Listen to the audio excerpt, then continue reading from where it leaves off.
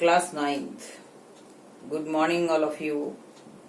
हम सभी मीराबाई की पदावली आज पढ़ने वाले हैं। इससे पहले वीडियो में पहला पद हम सभी ने पढ़ लिया था और आज दूसरा पद इस वीडियो में हम पढ़ेंगे। ये पदावली मीराबाई जी ने अपनी पुस्तक सुधा सिंधु से दिया है। तो मीराबाई का एक पुस्तक है सुधा सिंधु, ये उसी से ली गई है। उन्होंने लिखा था तो वहां से ही ये पदावली ली गई और आप सबको पढ़नी है। तो चलिए देखते हैं। सेकंड पद, पायो जी महतो राम रतन धन पायो, वस्तु अमोलक दी मेरे सतगुरु, कृपा कर अपनायो, पायो जी महतो राम रतन धन पायो।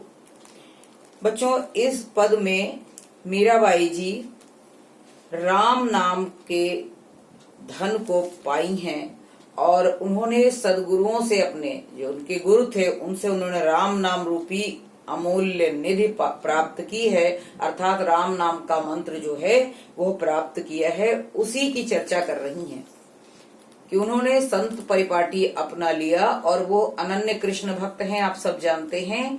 तो राम नाम रूपी रत्न प्राप्त कर लिया, अर्थात राम नाम का मंत्र जप करने लगी हैं श्री कृष्ण भक्ति के कारण। तो वह इसी राम नाम की महिमा का ही इसमें वर्णन कर रही हैं। ये मुख्य रूप से राम नाम की वर्णन का ही पद है। तो कह रही है मैंने राम नाम रूपी जो रत्न है यह अमूल्य रत्न प्राप्त कर लिया है। वस्तु अमोलक दी मेरे सतगुरु, और यह रत्न मुझे राम नाम रूपी रत्न अमूल्य रत्न किसने दिया? मेरे सतगुरु ने। सतगुरु मैंने आपको पहले भी बता रखा है कि जो आध्यात्मिक गुरु होते हैं वे सतगुरु कहलाते हैं। और उन्होंने मुझे, मेरे सतगुरु ने ये अमूल्य निधि मुझे दी है और उन्होंने मुझे मुझ पर अनुकंपा करके, मेरे ऊपर कृपा करके मुझे शिष्य रूप में अपनाया है। बड़ी महती कृपा जब उनकी मुझ पर हुई है तब उन्होंने मुझे अपनाया और मुझे अपनाकर यह अमूल्य वस्तु प्रदान की। जन्म जन्म की पूंजी पाई, जग में सभी खोआयो, लेकिन यह जन्म जन्मांतर तक चलने वाली जो पूंजी मैंने प्राप्त की है वो साधारण रूप से नहीं प्राप्त की है। यह मैंने संसार में अपना सब कुछ त्याग करके प्राप्त किया है। अब वो त्याग किसका हुआ? घर परिवार, महल दो महले, इन सभी रिश्ते नातों को भी मैंने छोड़कर यह पूंजी प्राप्त की है और यह पूंजी ही जन्म जन्मांतर चलने वाली है, मोक्ष प्रदान करने वाली है।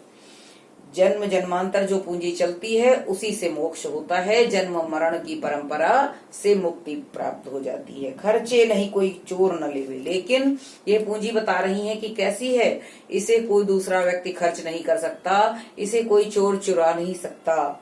दिन दिन बढ़त सवायो, और ये प्रतिदिन बढ़ती रहती है, कभी कम नहीं पड़ती।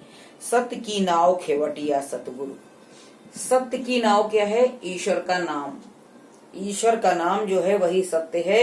तो ईश्वर के नाम रूपी नौका पर बैठकर मैं भव सागर से तर जाऊंगी, अर्थात भव सागर से मेरा उद्धार हो जाएगा। लेकिन इसके केवट कौन है? खेवनहार।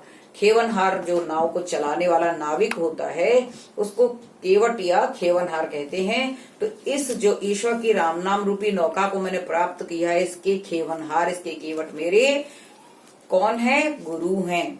मेरे सतगुरु ही इसके खेवनहार अर्थात केवट हैं।